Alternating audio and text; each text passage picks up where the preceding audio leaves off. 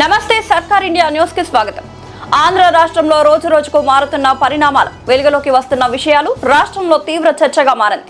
2 సంవత్సరాల కూటమి ప్రభుత్వం విజయోత్సవాన్ని జరుపుకుంటున్న నేపథ్యంలో సోషల్ మీడియా యాక్టివిస్టుల అరెస్టులు, సాయి కృష్ణ అదృశ్యం, పవన్ కళ్యాణ్ పై సుగాలి ప్రీతి తల్లి పెట్టిన కేసు విషయాలు కూటమి ప్రభుత్వానికి తలనొప్పిగా మారాయా? ప్రతిపక్ష పార్టీ వైసీపీ వీటిని తనకు అనుకూలంగా మార్చుకొని అధికార పార్టీని ఇరుకులో పెట్టే ప్రయత్నం చేస్తుందా అనే విధంగా చర్చ కొనసాగుతున్న నేపథ్యంలో అధికార పార్టీ ఎటువంటి వ్యూహంతో ముందుకు వెళ్తుంది? ప్రతిపక్ష పార్టీ వ్యూహం ఫలిస్తుందా? ఆంధ్ర రాష్ట్ర ప్రజల స్పందన ఏంటి? సర్కార్ ఇండియా న్యూస్ ప్రత్యేక వార్తా కథనాన్ని వీక్షించండి. నమస్తే, నేను మీ పెద్దవరపు సత్యనారాయణ. ఆంధ్ర రాష్ట్రంలో రోజుకు పరిణామాలు మారుతున్న పరిస్థితి దేనికి సంకేతం? రోజుకొక కొత్త విషయం వెలుగులోకి రావడంలో అర్థమేంటి? రోజుకొక కొత్త విషయం వెలుగులోకి వచ్చిన కొత్త విషయం కూడా చర్చనీయాంశంగా మారడంలో అర్థమేంటి? వెలుగులోకి వచ్చిన ప్రతి విషయము కూడా ఒక దేశవ్యాప్తంగా చర్చ జరిగే విధంగా, రాష్ట్ర వ్యాప్తంగా చర్చ జరిగే విధంగా ఈ ఘటనలు బయటికి రావడంలో అర్థమేంటి? ఇటువంటి ఘటనలు బయటికి రావడం ద్వారా కూటమి ప్రభుత్వానికి ఇబ్బంది కలిగే అవకాశం ఏమన్నా ఉందా? కూటమి ప్రభుత్వానికి ఈ ఘటనలు ఇరుకులు పెట్టే అవకాశం ఏమన్నా ఉందా? ఆ ప్రతిపక్షానికి ఈ ఘటనలు, ఈ వెలుగులోకి వస్తున్న ప్రతి విషయాలు కూడా వారికి అనుకూలంగా మార్చుకునే విధంగా ప్రతిపక్ష పార్టీ ముందుకు వెళ్తుందా అనే విధంగా ఇవాళ అనేక ప్రశ్నలు ఉత్పన్నమవుతున్న పరిస్థితి కనపడుతూ ఉన్న నేపథ్యం. ఆంధ్ర రాష్ట్రంలో ప్రతి విషయం వెలుగులోకి వచ్చిన ప్రతి విషయము కూడా ఒక తీవ్ర చర్చనీయాంశంగా మారుతున్న పరిస్థితి కనపడుతూ ఉంది. అసలు ఇంత తీవ్ర చర్చనీయాంశంగా మారుతున్న విషయాలు ఎన్ని బయటకు వచ్చినాయి, ఏమేమి బయటకు వచ్చినాయి అనే విషయాన్ని మనం మాట్లాడుకునే ప్రయత్నం చేద్దాం. మొదట సాయి కృష్ణ అదృశ్యం విషయం వచ్చే వరకు అది తీవ్ర చర్చనీయాంశంగా, దేశవ్యాప్త చర్చగా కూడా మారిన నేపథ్యం. KBR, Telangana journalist KBR arrest విషయం కూడా, ఇది కూడా 2 రాష్ట్రాల్లో చర్చనీయాంశంగా మారిన నేపథ్యం. రావణ్ అరెస్టు విషయం ఇక తెలియని విషయమే లేదు. దేశవ్యాప్తంగా కూడా చర్చ జరిగిన నేపథ్యం. కేసులు పెట్టడం, అరెస్టు చేయటం, బెయిల్ రావటం, మళ్ళీ కేసులు పెట్టడం, మళ్ళీ అరెస్ట్ చేయటం, మళ్ళీ బెయిల్ రావటం, ఇదే కొనసాగిన నేపథ్యం. తదుపరి దేశద్రోహం కేసు కింద పెట్టిన నేపథ్యం, రిమాండ్కి వెళ్ళిన నేపథ్యం. ఇది తీవ్ర చర్చనీయాంశంగా, దేశవ్యాప్త చర్చగా కూడా ఇది మారిన నేపథ్యం. ఇంకొక విషయానికి వచ్చే వరకు క్రాంతి కుమార్ ఆత్మహత్య విషయం కూడా ఇది చర్చనీయాంశంగా మారిన నేపథ్యం. 2 రాష్ట్రాల్లో చర్చగా మారిన నేపథ్యం. బాల గంగమ్మ విషయానికి వచ్చే వరకు ఈమె కూడా లాకప్ డెత్ విషయంలో చనిపోయిన నేపథ్యం. ఇది కూడా చర్చనీయాంశంగా మారిన నేపథ్యం. సుగాలి ప్రీతి తల్లి విషయానికి వచ్చే వరకు పవన్ కళ్యాణ్ గారి మీద సుగాలి ప్రీతి తల్లి కేసు పెట్టడం అనేది ఇవాళ చర్చనీయాంశంగా మారిన నేపథ్యం. ఇది కూడా తీవ్ర చర్చగానే మారిన నేపథ్యం. మావిగన్ విషయానికి వచ్చే వరకు మావిగన్ స్పష్టత, జగన్మోహన్ రెడ్డి గారు మావిగన్ను స్పష్టం చేయటం, మావిగన్ అనేదే మా నినాదం అనే విధంగా అతను స్పష్టత చేయటం కూడా, ఇది కూడా చర్చనీయాంశంగా మారిన నేపథ్యం.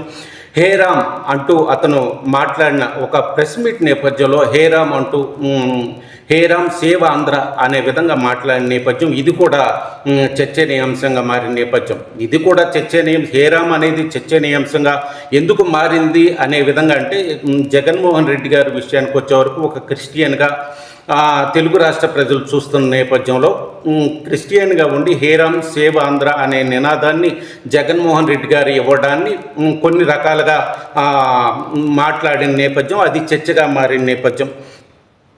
అమరావతి రైతుల విషయం అనేది కూడా తీవ్ర చర్చగానే మారిన నేపథ్యం. డిఎస్సి అభ్యర్థుల విషయానికి వచ్చే వరకు కూడా అది కూడా అవకతవకలు జరిగినాయి అనే విధంగా చర్చగా మారిన నేపథ్యం. పసిపాప జ్ఞానేశ్వరి విషయానికి వచ్చే వరకు కూడా ఇది కాకినాడ జిల్లాలో జరిగిన నేపథ్యం. ఇది కూడా తీవ్ర చర్చగానే జరిగిన నేపథ్యం. ఈ పరిస్థితిలో ప్రతి ఒక్కటి, ఇప్పుడు చెప్పుకున్న ప్రతి ఒక్కటి కూడా ఒక జ్ఞానేశ్వరి విషయానికి వచ్చే వరకు ఎటువంటి ఇది లేకపోయినా మిగతా అన్ని విషయాల్లో కూడా ప్రభుత్వానికి ఇబ్బంది కలిగే విధంగా, ప్రభుత్వాన్ని సంకటంలో పడేసే విధంగా ప్రతిపక్ష పార్టీ వెళ్తున్న తీరు కనపడిన నేపథ్యం. ఇదే విధంగా ప్రతిపక్షాలు ఈ జరిగిన ప్రతి ఘటనలను కూడా, సాయి కృష్ణ విషయం కావచ్చు, రావణ్ విషయం కావచ్చు, లేదు కేబీఆర్ విషయం కావచ్చు, ప్రతి విషయంలో కూడా సుగాలి ప్రతి విషయంలో కావచ్చు ప్రతిపక్ష పార్టీ పూర్తిగా తనకు అనుకూలంగా, తనకు అవకాశంగా ఉపయోగించుకునే విధంగా మాట్లాడుతున్న పరిస్థితి కనపడిన నేపథ్యం. అయితే ఈ అన్ని విషయానికి వచ్చే వరకు అధికార పార్టీ ఏం మాట్లాడుతుంది, ప్రతిపక్ష పార్టీ ఏం మాట్లాడుతుంది, మీడియా ఏం మాట్లాడుతుంది, విశ్లేషకులు ఏం మాట్లాడుతుంది అనే విషయాన్ని మనం మాట్లాడుకునే ప్రయత్నం చేద్దాం.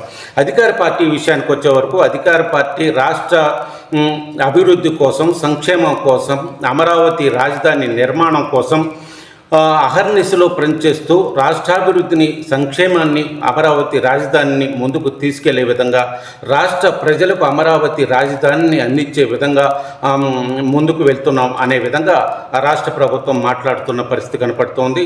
సంక్షేమ పథకాలను ఇవ్వడంలో కానీ, రైతుల పక్షాన ప్రభుత్వం ఉండటం కానీ, ప్రజల ప్రభుత్వం, ప్రజా ప్రభుత్వం అనే విధంగా, స్వర్ణాంధ్ర అనే విధంగా, స్వర్ణాంధ్రకు రాజధాని అమరావతి అనే విధంగా, ఆంధ్ర రాష్ట్రానికి ఒక అమరావతి ఒక వెలుగు, ఆంధ్ర రాష్ట్రానికి అమరావతి రాజధాని, ఆంధ్ర రాష్ట్రానికి అమరావతి అభివృద్ధిని చేయడం ద్వారా ఆంధ్ర రాష్ట్ర అభివృద్ధి జరుగుద్ది, అమరావతి రాష్ట్ర రాజధాని అనే విధంగా అమరావతిని అభివృద్ధి చేయడం ద్వారా, అమరావతిని ముందుకు తీసుకెళ్ళడం ద్వారా రాష్ట్ర అభివృద్ధి జరిగిద్ది అనే విధంగా కూటమి ప్రభుత్వం చెప్తున్న పరిస్థితి.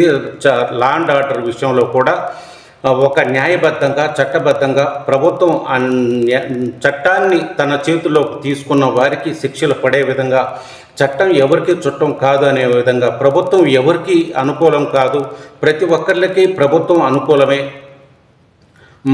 అవినీతి పరులకు ప్రభుత్వం అనుకూలం కాదు, నీతి పరులకు ప్రభుత్వం అనుకూలం అనే విధంగా ఒక న్యాయబద్ధంగా ప్రజల కోసం ప్రజా ప్రభుత్వంగా మేము ముందుకెళ్తున్నాం. సంక్షేమాన్ని, అభివృద్ధిని రెండు కళ్ళగా చూసి సంక్షేమాన్ని అందించడంలో, అభివృద్ధిని అందించడంలో ఈ ప్రభుత్వం ముందుకెళ్తుందనే విధంగా కూటమి ప్రభుత్వం చెప్తున్న పరిస్థితి కనపడుతున్న నేపథ్యం. ఆ విధంగా ఆ కూటమి ప్రభుత్వం ముందుకెళ్తున్న పరిస్థితి ఉంది అంటూ కూటమి ప్రభుత్వం నుండి కూటమిలో ఉన్న పార్టీలు కానీ, కూటమిలో ఉన్న నాయకులు కానీ మాట్లాడుతున్న పరిస్థితి కనపడుతున్న నేపథ్యం. ఇక ప్రతిపక్షం విషయానికి వచ్చే వరకు 2 సంవత్సరాల కూటమి పాలనలో అవినీతి పాలన జరుగుతుంది. అమరావతి అనేది ఒక అమరావతి విషయంలో అవినీతి ఎక్కువగా జరుగుతుంది. మావిగన్ అనేది ప్రజలు ఆదరిస్తారు, ప్రజలు దీవిస్తారు, మావిగన్ అనేది మా నినాదం అనే విధంగా వాళ్ళు చెప్తున్న పరిస్థితి కనపడుతూ ఉంది. రాష్ట్రంలో లా అండ్ ఆర్డర్ అనేది లేకుండా పోయింది అనడానికి సాయికృష్ణ అదృశ్యం ఉదంతం కావచ్చు, బాల గంగమ్మ విషయం కావచ్చు, రావణ విషయం కావచ్చు, కేవీఆర్ విషయంలో కావచ్చు, ఈ విషయాలు ప్రతి ఒక్కటి కూడా రైతుల సమస్య కావచ్చు, డిఎస్సి అభ్యర్థుల విషయం కావచ్చు, ప్రతి విషయంలో కూడా సుగాలి ప్రతి తల్లి విషయంలో కావచ్చు, ప్రతి విషయంలో కూడా కూటమి ప్రభుత్వం అక్రమ కేసులు పెట్టి ఇబ్బంది పెడుతున్న, రాష్ట్రంలో ప్రతి ఒక్కరి మీద అక్రమ కేసులు పెట్టి ఇబ్బంది పెడుతుందనే విషయంలో కావచ్చు, ప్రతి విషయాన్ని కూడా వాళ్ళు ప్రతిపక్ష పార్టీ చూపిస్తూ ఈ విధంగా కూటమి ప్రభుత్వం ఫెయిల్ అయిపోయింది, కూటమి ప్రభుత్వం ప్రజారాజ్యంగా పాలించడం లేదు, కేవలం మాటల ప్రభుత్వం తప్ప చేతల ప్రభుత్వం కాదు, మేము రాబోయే ప్రభుత్వం వైసీపీ ప్రభుత్వం మేము వచ్చిన తర్వాత ప్రతి ఒక్కటి సంక్షేమ పథకాలను అందించడంతో పాటు ప్రతి పౌరుడికి న్యాయం జరిగే విధంగా ముందుకెళ్తామనే విధంగా జరుగుతున్న పరిణామాలను వారికి అనుకూలంగా మార్చుకొని మాట్లాడుతున్న పరిస్థితి, ప్రతిపక్ష పార్టీ మాట్లాడుతున్న పరిస్థితి కనపడుతున్న నేపథ్యం. ఇకపోతే మీడియా విషయానికి వచ్చే వరకు మీడియా ఏ విధంగా పనిచేస్తుందనేది సమాజానికి కొట్టిన పిండి తెలిసిన విషయమే. అధికార పక్షానికి చెందిన మీడియా అధికార పక్షం ఏది చేసినా కానీ సమర్థించే విషయంగా, అధికార పక్షాన్ని మేదేసుకొని మోసే విధంగా అధికార పక్షం వైపు ఉన్న మీడియా నడుస్తున్న పరిస్థితి కనపడుతున్న నేపథ్యం. ప్రతిపక్షం వైపు ఉన్నటువంటి మీడియా ప్రతిపక్షాన్ని మోసుకుంటూ, ప్రతిపక్షాన్ని ఏది చెప్పినా ప్రతిపక్షం చెప్పేది న్యాయమే అనే విధంగా వెళ్తున్న పరిస్థితి కనపడుతున్న నేపథ్యం. ఈ విషయాల్లో ప్రజలు ఎక్కువగా గమనిస్తున్న పరిస్థితి కనపడుతున్న నేపథ్యం. ఎవరు చెప్పే దానిలో వాస్తవం ఉంది, ఎవరు వక్రీకరిస్తున్నారు, ఎవరు న్యాయాన్ని చెప్తున్నారు, ఎవరు చెప్పే దానిలో వాస్తవం ఉంది అనే విషయాన్ని ఏ మీడియా ఏ వాస్తవాలు చెప్తుంది, ఏ మీడియా వక్రీకరిస్తుంది అనేది ప్రతి ఒక్కటి కూడా ప్రజలు గమనిస్తున్న పరిస్థితి కనపడుతున్న నేపథ్యం. ఇక 4వ విషయానికి వచ్చే వరకు విశ్లేషకుల విషయానికి వచ్చే వరకు ఇవాళ మనం సర్కార్ ఇండియా విశ్లేషకుల విషయానికి వచ్చే వరకు ఒక వారి గురించి మాట్లాడే ప్రయత్నం చేస్తున్నాం మనం. విశ్లేషకులు అనే విషయానికి వచ్చే వరకు ప్రజలకు ప్రభుత్వ అందించే పాలన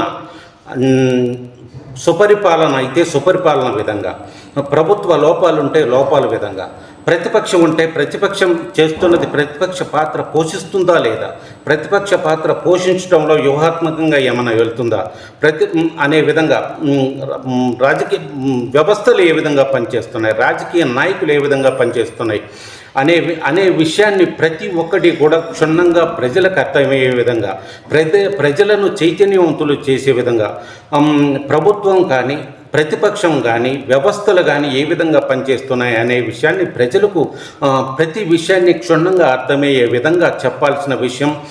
ప్రతిపక్షానికి అనుకూలంగా, అధికార పక్షానికి అనుకూలంగా, వ్యవస్థలకు అనుకూలంగా, నాయకులకు అనుకూలంగా, వ్యక్తులకు అనుకూలంగా మాట్లాడకుండా విశ్లేషకుడు అంటే ప్రతి ఒక్కరి విషయాన్ని తప్పును వెలికితీసి మంచిని మంచిగా చెప్పే విధంగా విశ్లేషకులు మాట్లాడాల్సిన పరిస్థితి ఉన్న నేపథ్యంలో, విశ్లేషణ అంటే అదే అనే విధంగా గత కాలంలో జరిగిన నేపథ్యంలో ఇవాళ కూడా ఒకళ్ళిద్దరూ ఆ విధంగా స్పష్టంగా ఉన్నట్టుగా మాట్లాడుతున్న విశ్లేషకులు ఒకళ్ళిద్దరు కనపడుతున్న నేపథ్యంలో ఇవాళ విశ్లేషకుల పరిస్థితికి వచ్చే వరకు ప్రతి ఒక్కళ్ళు కూడా ఒక పార్టీకో, ఒక అధికార పార్టీకో, ప్రతిపక్ష పార్టీకో, ఇంకొక నాయకుడికో, ఎవరికో ఒక ఛానల్కో ఏదో రకంగా అనుసంధానమై ఉన్న పరిస్థితి కనపడుతూ ఉంది. విశ్లేషణలు కూడా వక్రీకరించి మాట్లాడుతున్న పరిస్థితి కనపడుతూ ఉంది. ప్రజలను చైతన్యవంతులను చేసే విధంగా విశ్లేషణ, ప్రభుత్వ లోపాలను, ప్రభుత్వ సుపరిపాలనను చెప్పే విధంగా విశ్లేషణ, ప్రతిపక్ష పార్టీ చేస్తున్నటువంటి ప్రతిపక్షంగా పనిచేస్తుందా లేదు పనిచేయట్లేదా అనే విషయాన్ని చెప్పవలసిన విశ్లేషకులు ఇవాళ వక్ర భాష్యాలు చెప్తున్న పరిస్థితి కనపడుతుంది. వారి విశ్లేషణలో కూడా ప్రజలను మభ్యపెడుతున్న పరిస్థితి ఎక్కువగా కనపడుతున్న పరిస్థితి ఉన్న నేపథ్యం.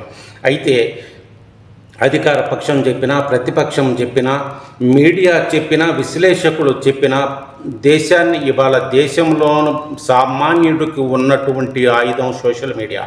ఈ సోషల్ మీడియా ద్వారా ప్రతి ఒక్కటి కూడా విశ్లేషకులు ఏం చెప్తున్నారు, మీడియా ఏం చెప్తుంది, ప్రతిపక్ష పార్టీ ఏం చెప్తుంది, అధికార పక్షం ఏం చెప్తుంది అనే విషయాన్ని ప్రతి సామాన్యుడు కూడా తెలుసుకుంటున్న పరిస్థితి ఉన్న నేపథ్యం. ఎవరు వక్రీకరిస్తున్నారు, ఎవరు వాస్తవాలు చెప్తున్నారు, ఎవరు చెప్పేది నిజం, ఎవరు ప్రజల కోసం పనిచేస్తున్నారు, ఎవరు మభ్యపెడుతున్నారు అనే విషయాన్ని సోషల్ మీడియా ద్వారా ప్రతి సామాన్యుడు తెలుసుకుంటున్న పరిస్థితి ఉన్న నేపథ్యం. ప్రజలను పిచ్చివాళ్లుగా అనుకోవడం అనేది భ్రమ అనేది ఇవాళ కనపడుతున్న నేపథ్యం. ప్రజలు చైతన్యవంతులుగా కనపడుతున్న నేపథ్యం. యువత చైతన్యవంతమైంది అనే విధంగా కనపడుతున్న నేపథ్యం. సామాన్యుడు సోషల్ మీడియా ద్వారా ప్రశ్నిస్తున్న పరిస్థితి కనపడుతున్న నేపథ్యం. యువత ప్రశ్నిస్తున్న పరిస్థితి కనపడుతున్న నేపథ్యం. ఎవరు మేధావులు అని చెప్పుకునేవారు, మీడియాను చెప్పుకునేవారు, నాయకులు అని చెప్పుకునేవారు ప్రతి ఒక్కళ్ళు కూడా మనం చెప్తున్నది వాస్తవమా కాదా, మనం చెప్పేదానిలో వాస్తవం ఉందా లేదా అనే దాన్ని ఒక ఆలోచన చేసుకొని బయటికి మాట వదలవలసిన అవసరం ఉన్న నేపథ్యం. ఇలా ప్రతి విషయాన్ని కూడా సామాన్యుడు గమనిస్తున్న నేపథ్యంలో వక్ర భాష్యాలు చెప్పడాన్ని ప్రజలు విశ్వసిస్తారు, ప్రజలు ఆలోచిస్తారు, ప్రజలు మేమేం చెప్పినా వింటారనుకోవటం ఇవాళ పొరపాటు అనే విషయాన్ని మనం చెప్పదలుచుకున్నాం. మనం స్పష్టంగా సర్కార్ ఇండియా నుండి చెప్పదలుచుకున్నాం. ప్రజలు చైతన్యవంతంగా మారిన నేపథ్యం. గత కాలంలో ప్రజలు వేరు, ఇవాళ ఉన్న ప్రజలు వేరు, ఇవాళ ఉన్న యువత వేరు. సోషల్ మీడియా ద్వారా ప్రతి ఒక్కటి తెలుసుకుంటున్న పరిస్థితుల్లో ప్రజలు పిచ్చితనంగా ఉన్నారు అని అనుకోవడం, కొంతమంది ఆ విధంగా వాళ్ళు వక్ర భాష్యాలు చెప్పి మాట్లాడడం అనేది ఇవాళ హాస్యాస్పదంగా ఉంది అనేది మనం స్పష్టంగా చెప్పదలుచుకున్నాం. ఆ విధంగా చెప్పి ప్రజలను మభ్యపెడదాం అనుకోవడం అనేది అది ఈనాటి రోజుల్లో సాధ్యపడుతుందా అనేది ఇవాళ ప్రశ్నార్థకంగా ఉన్న నేపథ్యం.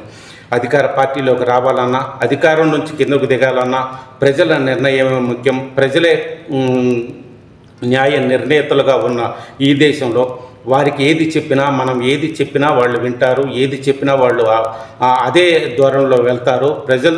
ప్రజలు మభ్య పెట్టవచ్చు అనుకోవడం అనేది ఇవాళ సాధ్యపడే విషయం కాదు అనే విధంగా ఇవాళ ప్రతి ఒక్కళ్ళు మాట్లాడుతున్న పరిస్థితి. ఇటువంటి విషయాల్లో మార్పు రావాలని సర్కార్ ఇండియా కోరుతున్న నేపథ్యం. నమస్తే.